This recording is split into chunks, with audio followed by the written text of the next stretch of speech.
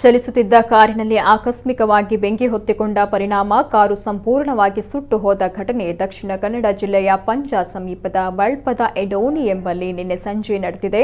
ಪಂಜದ ಕೇಶವ ಆಚಾರಿ ಎಂಬುವರು ತಮ್ಮ ಕಾರಿನಲ್ಲಿ ಏನೇಕಲ್ಲು ಕಡೆಯಿಂದ ಕೆಲಸ ಮುಗಿಸಿ ಬರ್ತಾ ಇದ್ದ ವೇಳೆ ಪಾದೆ ಎಂಬಲ್ಲಿಗೆ ತಲುಪ್ತಾ ಇದ್ದಂತೆ ಹೊಗೆ ಕಾಣಿಸಿಕೊಂಡಿದ್ದು ಕಾರಿನಿಂದ ಇಳಿದ ಅವರು ಬೋನೆಟ್ ತೆರೆಯುವಷ್ಟರಲ್ಲಿ ಬೆಂಕಿ ಹತ್ತಿಕೊಂಡು ಕಾರು ಸಂಪೂರ್ಣ ಹೊತ್ತಿ ಉರಿದಿದೆ.